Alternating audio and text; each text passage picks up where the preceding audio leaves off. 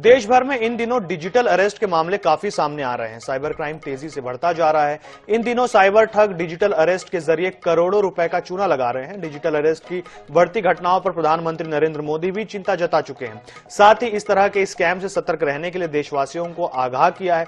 मध्य प्रदेश और छत्तीसगढ़ के लोग भी साइबर ठगों के निशाने पर हैं। मध्य प्रदेश की राजधानी भोपाल में 4 दिन के अंदर डिजिटल हाउस अरेस्ट की 2 घटनाएं सामने आई हैं। भोपाल में टेलीकॉम इंजीनियर को 6 घंटे तक डिजिटल अरेस्ट किया गया। वहीं प्रदेश में ये तीसरी घटना है। लगातार हो रही ऐसी घटनाओं पर मुख्यमंत्री डॉक्टर मोहन यादव ने संज्ञान लिया है। उन्होंने इस मामले में विशेष सतर्कता के साथ कड़ी कार्रवाई करने के निर्देश भी दिए हैं। इसके अलावा छत्तीसगढ़ की राजधानी रायपुर में भी पिछले कुछ दिनों में डिजिटल अरेस्ट के 2 मामले सामने आए हैं, जहां ठगों ने सीबीआई अधिकारी बनकर कॉल किया, फिर मनी लॉन्ड्रिंग केस बताकर डिजिटल अरेस्ट कर लिया और लोगों से लाखों रुपए की ठगी कर ली। बता दें कि डिजिटल अरेस्ट से बचने के लिए साइबर एक्सपर्ट्स कई सुझाव देते रहते हैं। एक्सपर्ट्स ने डिजिटल अरेस्ट के जरिए लोगों को ठगने के तरीके, सजा के प्रावधानों और इससे कैसे बचा जाए, इसके बारे में कुछ टिप्स दिए हैं। आइए इनके बारे में आपको बताते हैं। डिजिटल अरेस्ट के मामले जो हैं वो बढ़ रहे हैं, चाहे छत्तीसगढ़ हो, चाहे मध्य प्रदेश हो, देश भर के सभी राज्यों में डिजिटल अरेस्ट के मामले जो हैं वो अब सामने आने लगे हैं। पहले साइबर फ्रॉड हुआ करता था, लेकिन अब डिजिटल अरेस्ट करते हैं। डिजिटल अरेस्ट का मतलब मैं आपको समझाने का प्रयास करता हूं कि आपको कोई फोन करता है, कोई ठग फोन करता है और वो आपको बताता है कि आपके नाम से कोई बड़ी आपराधिक घटना हो रही है या कुछ भी, और उसके बाद फिर वो आपसे कहता है कि आपको दंड दिया जा रहा है और आपको घर पर ही अरेस्ट किया जाएगा और उस समय तक आप डिजिटली हमसे जुड़े रहेंगे। सामने वाला जो ठग है वो आपको बताएगा कि मैं कोई बड़ा पुलिस का अधिकारी हूं या सीबीआई का अधिकारी हूं। तो इस तरीके से ये डिजिटल अरेस्ट जो है वो काम करता है और हम आपको आज बताएंगे कि डिजिटल अरेस्ट से आप कैसे बच सकते हैं। और ये मामले जो हैं वो दिन ब दिन अब बढ़ते जा रहे हैं और इसकी जद में ऐसा नहीं है कि सिर्फ जो कम पढ़े लिखे हैं, जो अशिक्षित हैं, वही इसकी जद में आ रहे हैं, बल्कि अच्छे बड़े अधिकारी, रिटायर्ड अधिकारी जो प्राइवेट संस्थाओं में अच्छे पद पर हैं, वो भी इसकी जद में आ रहे हैं।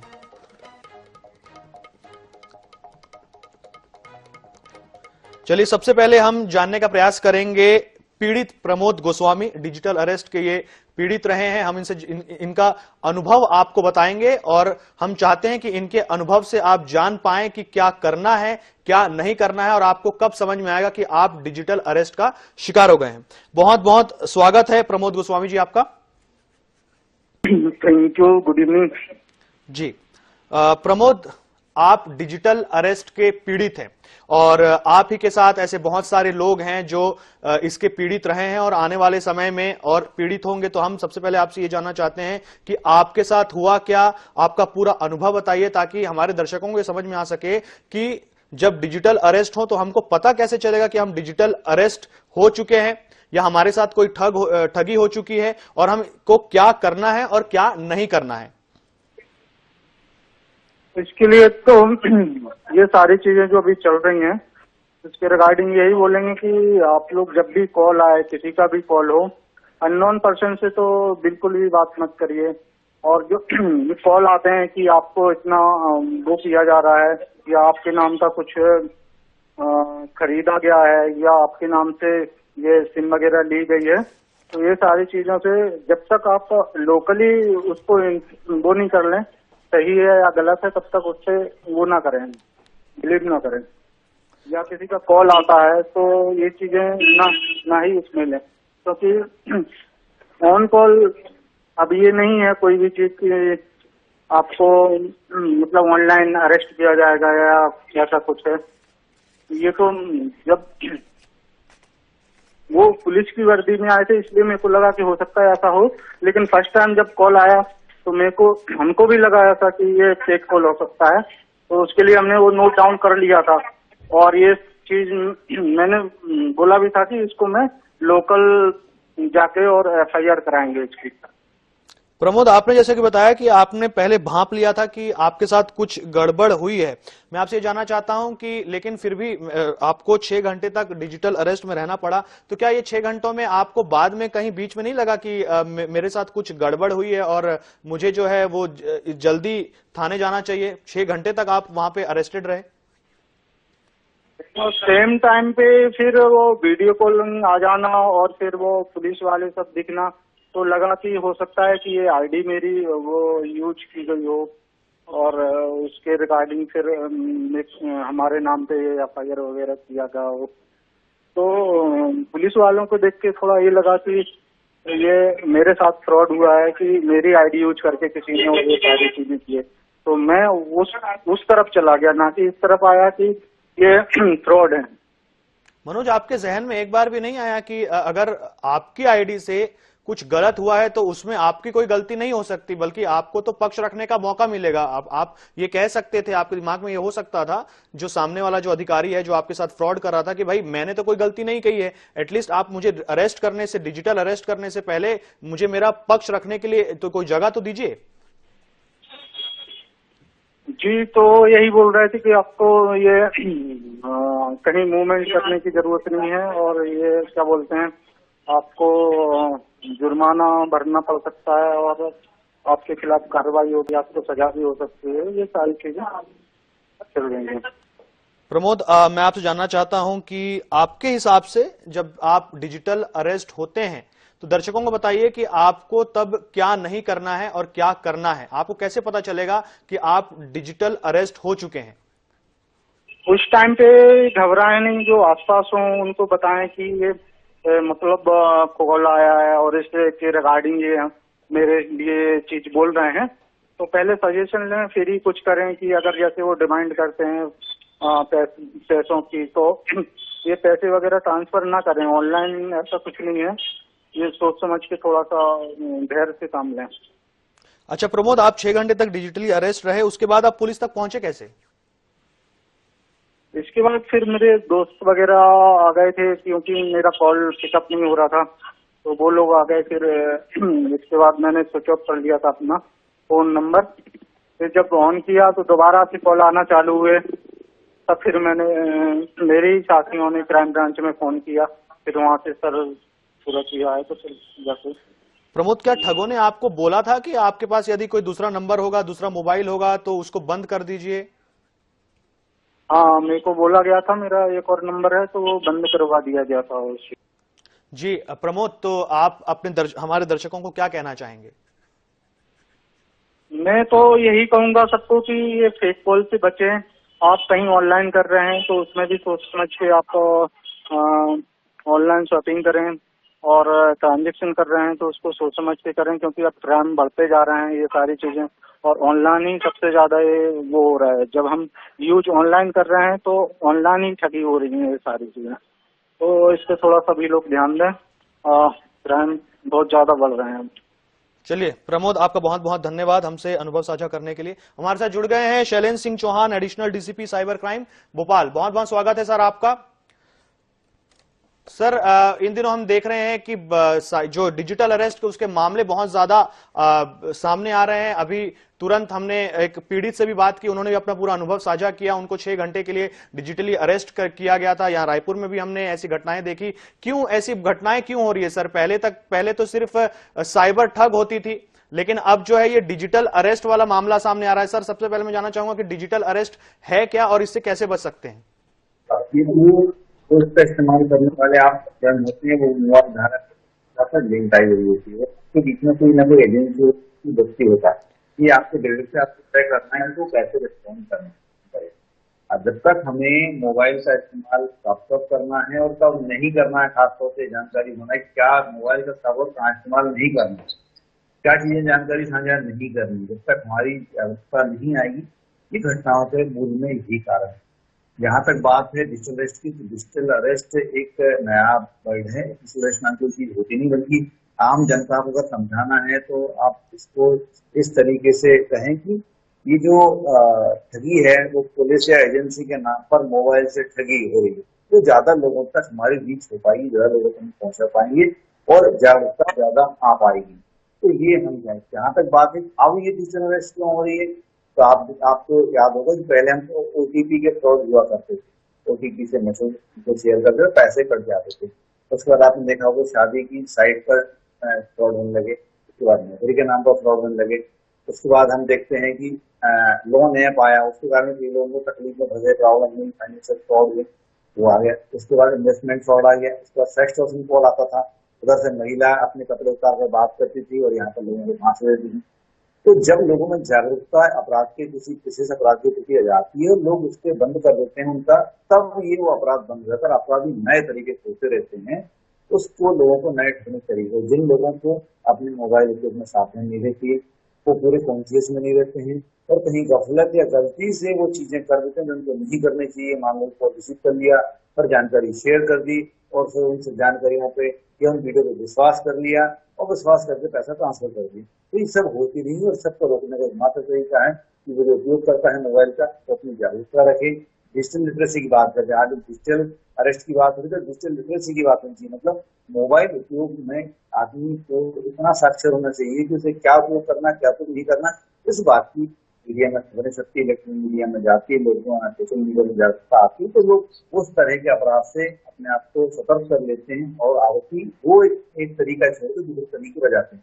तो मैं ये नहीं कहता कि ये अपराध के बाद कोई अपराध नहीं आए, इसलिए लोगों को मोबाइल के उपयोग के प्रति सावधानी, इनकमिंग जो अज्ञात कॉल आते हैं, वीडियो कॉल आते हैं, उनके प्रति सावधानी रखना पड़ेगी और क्या नहीं करना है जानना बहुत जरूरी होगा। जब तक ये जागरूकता बच्ची नहीं आएगी तब तक इन अपराधों में कठिनाई। सर एक मिनट आपको रोकना चाहूंगा सर, हमारे साथ आप बने रहिए, हमारे साथ एक दर्शक जुड़ गए हैं जी। तो पूजा आपका स्वागत है, पूछिए क्या जानना चाहती हैं आप? जी मैं बताना चाहूंगी आप बेटी कि एक बार डिजिटल अरेस्ट का ऐसे ही एक केस हुआ था और मैं लोगों को सतर्क करना चाहती हूँ इसको लेकर।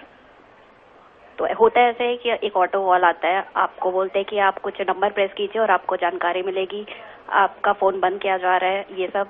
और उसके बाद धीरे से आपको उसमें फंसाया जाता है।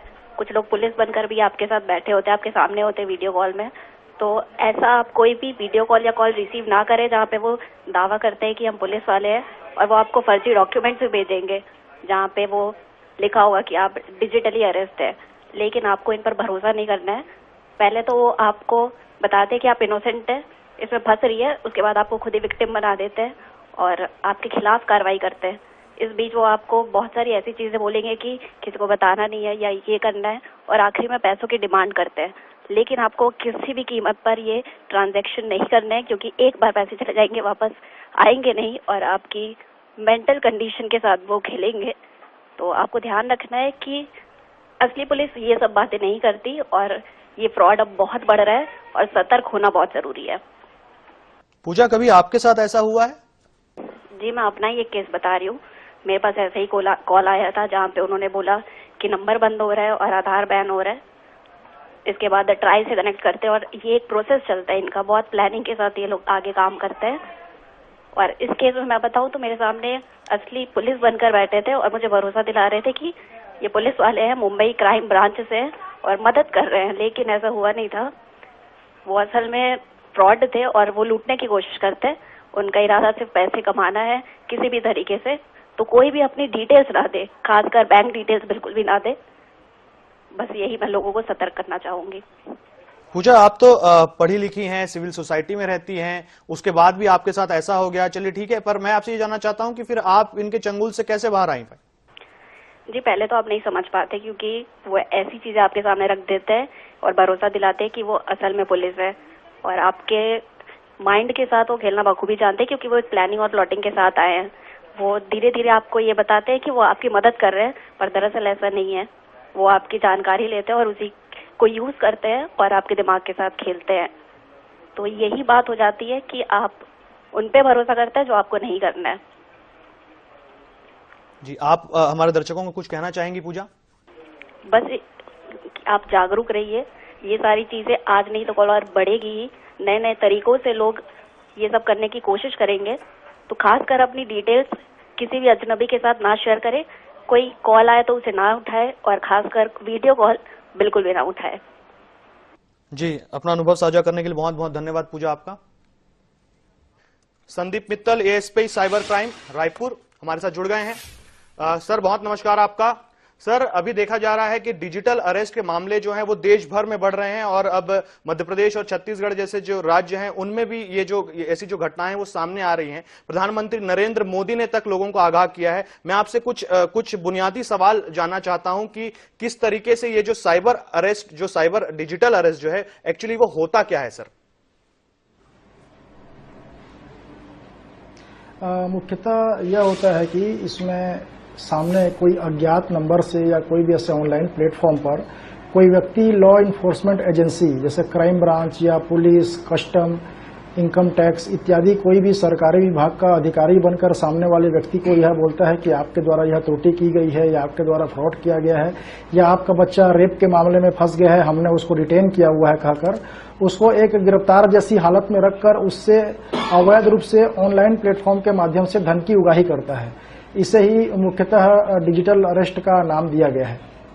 सर, आमतौर पर देखा गया है कि पहले जब लिंक भेज करके फोन पे पर या कोई भी लिंक, मिंत्रा का लिंक है, जो ऑनलाइन वेबसाइट्स होती है उनका लिंक भेज करके जो ठग है वो ठगी कर लेते थे और जब पुलिस में शिकायत जाती थी उसके बाद भी काफी दिन लग जाते हैं पर लोगों के पैसे जो है वो वापस नहीं आ पाते। आरोपी जो है जितनी ज्यादा तादाद में है उतने आरोपियों की गिरफ्तारी भी नहीं हो पाती। अब ये एक कदम आगे बढ़ गया है, ये जो डिजिटल अरेस्ट है वो एक कदम आगे बढ़ गया है। पुलिस के पास क्या व्यवस्था है सर इससे जुड़ने के लिए? क्या पुलिस सक्षम है? पुलिस के पास जो भी उपकरण है वो सक्षम है इन ऐसे लोगों को पकड़ने के लिए सर?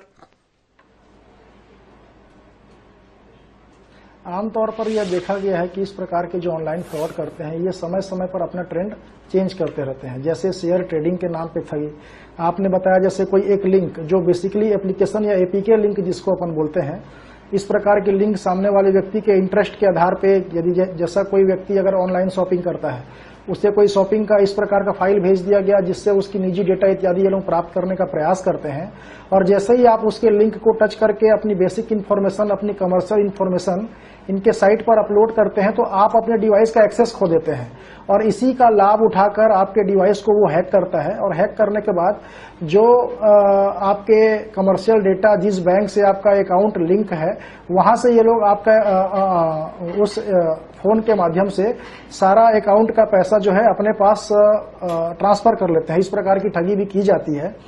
वर्तमान में एक और ट्रेड जो चल रहा है वो शेयर मार्केट को लेकर है। आमतौर पर लोग जो है शेयर मार्केट को लेकर काफी उत्साहित रहते हैं। आजकल एक ग्रुप बनाया जा रहा है जिसमें ऐसे इंटरेस्टेड लोगों को पहले जोड़ा जाता है। जोड़ा जाने के बाद उनसे शुरू में कुछ इन्वेस्ट कराया जाता है। इन्वेस्ट के आड़ में उनको शुरू में कुछ धनराशि भी प्रॉफिट के रूप में दी जाती है। सर, आमतौर पर जब जी सॉरी, विश्वास जीत लेते हैं उसके बाद जो है एक बड़ी धनराशि उससे इन्वेस्ट करा लेते हैं और बाद में उस व्यक्ति को ग्रुप से लेफ्ट कर देते हैं। इस प्रकार का भी जो है अभी ऑनलाइन फ्रॉड में देखा जा रहा है। और जो साइबर क्राइम ब्रांच के पास में हमारे पास जो सेटअप है और देश में जो ऑनलाइन फ्रॉड के जो पोर्टल हैं जिसे हम एनसीआरपी पोर्टल कहते हैं और इसी प्रकार से गुम मोबाइल जो इस प्रकार का होता है उसमें एक CEIR पोर्टल होता है। ये दोनों ऑनलाइन प्लेटफॉर्म में जाकर लोग अपने कंप्लेन को तत्काल दर्ज कर सकते हैं। जैसे ही वो अपना इसमें शिकायत दर्ज करते हैं वह शिकायत संबंधित थाना और जिस मोबाइल नंबर से वो अपराध होता है तो टेलीकॉम जो विभाग होता है उसको, और साथ में जिस बैंक से इस प्रकार के अकाउंट से इस प्रकार की ठगी की गई है तत्काल उसमें जो है जाकर राशि को ऑटोमेटिक मोड से होल्ड करा दिया जाता है। कि जो अपराध होते हैं जो इसकी विवेचना है वो एक बहुत टफ प्रोसेस है और इस प्रकार के अपराधी जो अपराध में संलिप्त रहते हैं वो शुरू से ही फर्जी नाम से अपने अकाउंट खोलते हैं, फर्जी सिम का इस्तेमाल करते हैं और साथ में वर्चुअल VPN नेटवर्क का इस्तेमाल करके लोगों को कॉल करते हैं ताकि वो एक आड़ के पीछे में छिपे रह सकें। उनका जो वास्तविक नाम वगैरह, उनकी पहचान और उनका अकाउंट वगैरह जो है वो प्रथम दृष्टया प्रकाश में ना आ सके। इसके लिए हम लोग जो है अपने इन्वेस्टिगेशन के दौरान बैंक की मदद से, टेलीकॉम जो अथॉरिटीज हैं उसकी मदद से, प्रार्थियों के द्वारा जो बताया गया है और अभी वर्तमान में मिनिस्ट्री ऑफ होम अफेयर्स के द्वारा I4C एक प्लेटफॉर्म हमको दिया गया है जिसमें हम यह चेक कर सकते हैं कि अलग अलग जो विभिन्न भारत के राज्य हैं वहां से भी क्या इस प्रकार के नंबरों का इस्तेमाल करके ऐसे अपराध किए गए हैं, उनकी क्या दूसरे राज्यों में गिरफ्तारी हुई है। तो इस प्रकार से जो विवेचना है, विवेचना में तेजी के लिए भी अलग अलग जो प्लेटफॉर्म है वो पुलिस को प्रदान किया जा रहा है। अगर इस प्रकार का कोई भी मामला लोगों के संज्ञान में आता है तो सर्वप्रथम आप तत्काल अपने आसपास के साइबर सेल या क्राइम ब्रांच और अपने निकटस्थ थाना में संपर्क करें, उनको अपनी स्थिति के बारे में बताएं। पैनिक होकर किसी भी प्रकार से किसी भी व्यक्ति अगर आपसे पैसा की मांग करता है और आप उसको देते हैं तो आप निश्चित तौर पर डिजिटल ठगी के शिकार बनते हैं। जी सर। सर ये बताइए कि जब आप लोगों के पास में कोई ठगी का बड़ा मामला सामने आता है या डिजिटल अरेस्ट या फिर साइबर फ्रॉड को लेकर के, और उसके जो तार हैं, आरोपी के जो तार हैं वो दूसरे राज्य से जब जुड़ते हुए नजर आते हैं, तो क्या आपको दूसरे राज्य की पुलिस के साथ समन्वय बहुत आसानी से हो जाता है कि उसमें कोई समस्या आपको आती है क्योंकि राज्य बदल चुका है? जैसा कि मैंने आपको बताया कि साइबर के मामले में इन्वेस्टिगेशन करने के लिए नोटिस इत्यादि अपराधियों की जानकारी के लिए हमें MHA के द्वारा I4C एक प्लेटफॉर्म प्रदान किया गया है। JCCT का एक हमारे पास सिस्टम है जिसमें हम लोग दूसरे राज्यों से जानकारी लिखित रूप में प्राप्त करते हैं और दूसरे राज्य भी हम लोगों से इसी प्लेटफॉर्म के आधार पर हेल्प लेते हैं। तो हमें दूसरे राज्यों में इसमें बराबर हम लोगों को मदद मिलती है। दूसरी राज्यों की टीम हमारे यहाँ आती है तो हम लोग भी उनको मदद करते हैं। मूल बात यह है कि जो लोग हैं, अगर किसी व्यक्ति के साथ कोई ठगी होती है तो आप कितनी जल्दी जाकर पुलिस के पास इन्फॉर्म करते हैं या ऑनलाइन जो हमारा साइबर पोर्टल है NCRP, उसमें कितनी जल्दी आप शिकायत दर्ज कराते हैं। व्यक्ति जितनी जल्दी उसमें शिकायत दर्ज कराता है तो उसके पैसा के बचने की गुंजाइश सबसे ज्यादा होती है। और हम लोग जो भी प्रकाश में देख रहे हैं, लोग घटना होने के एक महीने बाद आते हैं और इसी कारण उनको जो तत्कालिक रूप से जो उनको राहत मिल सकती है वो मिलने में विलंब होता है। सर आप क्या सजेस्ट करेंगे, सर आखिरी सवाल है, आप क्या सजेस्ट करेंगे कि सरकार को कितने बड़े पैमाने पर इस पर काम करना पड़ेगा ताकि अवेयरनेस जो है वो लोगों में सामने आए? क्योंकि जैसे कि मैंने बताया कि जो बड़े बड़े अधिकारी हैं, बड़े बिजनेसमैन हैं, जो ऑलरेडी दुनिया देखे हुए हैं, अपने फील्ड में बहुत दिग्गज हैं, वो तक इन मामलों में फंस जाते हैं। तो आप क्या सजेस्ट करेंगे कि सर सरकार को किस पैमाने पर काम करना होगा अवेयरनेस के लिए और वो क्या तरीके होंगे? पंडरी मोआ थाने में जो भी घटना हुई है मैं इसका जिक्र करना चाहूंगा, जिसमें जो प्रार्थी थी उसने मोआ थाने में तुरंत इसमें अपराध पंजीबद्ध कराया। उसने उसकी पूरी घटना का वास्तविक ब्यौरा बताया कि महाराष्ट्र के क्राइम ब्रांच का अधिकारी बनके उसे यह फोन किया गया कि आपके आधार कार्ड के से 311 फेक अकाउंट बने हैं और आपके खिलाफ मामला दर्ज किया गया है। उन्होंने बिना झिझक न डरते हुए तत्काल पंडरी थाना में अपराध पंजीबद्ध कराया। रायपुर रेंज के साइबर थाने से तत्काल उस मामले को विवेचना में लिया गया और इसी में एक राजनांदगांव के रहने वाले जसविंदर साहनी नाम के 58 वर्षीय व्यक्ति की गिरफ्तारी हुई है। कुल इसमें ठगी की राशि 58 लाख रुपए थी, जिसमें से 9.5 लाख रुपए को तत्काल सीज कर लिया गया और भविष्य और आगे भी हम इसमें विवेचना करके हमें यह उम्मीद है कि अधिक से अधिक धनराशि को हम सेव कर लेंगे। और इस प्रकार के फ्रॉड के मामले में रायपुर रेंज साइबर थाने के द्वारा 4 करोड़ से अधिक की राशि अभी तक होल्ड कराई जा चुकी है। रायपुर साइबर सेल और क्राइम ब्रांच के द्वारा भी 3 करोड़ से अधिक की राशि को होल्ड कराया गया है। तो प्रथम दृष्टया इस प्रकार के मामले में आपके माध्यम से लोगों को यह अपील करना चाहूंगा कि तत्काल जैसे ही घटना होता है आप तुरंत NCRP पोर्टल में सबसे पहले अपनी शिकायत दर्ज कराएं और निकटस्थ थाने और साइबर सेल से संपर्क करें। और कोई भी व्यक्ति, कोई भी सरकारी संस्थान किसी भी व्यक्ति से इस प्रकार से पैसे की मांग नहीं करता। कोई भी व्यक्ति अगर आपसे तुरंत बहुत बड़ा 20%, 30%, 40%, 100% इत्यादि का लाभ का लालच देता है, 15 दिन, 20 दिन, 1 महीने में आपको आपका पैसा दोगुना करने का लालच देता है, तो वह निश्चित तौर से वह व्यक्ति फ्रॉड है। किसी प्रकार के लालच में न आए। रायपुर पुलिस के द्वारा, छत्तीसगढ़ पुलिस के द्वारा भी लगातार अभी 15 दिवस तक इसी के लिए जागरूकता पखवाड़े का आयोजन किया गया था और बीच बीच में हम लोग व्हाट्सएप सोशल साइट्स के माध्यम से भी लोगों को जो ट्रेंड चल रहा है उसके बारे में अवगत होते रहते हैं, लोगों को कराते रहते हैं।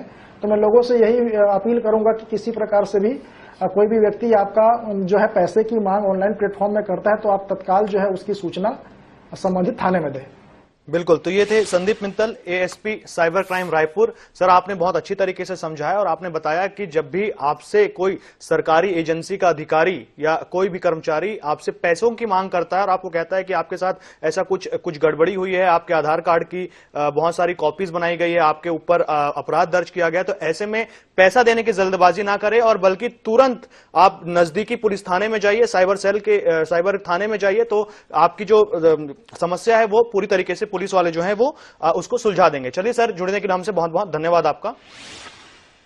खबरों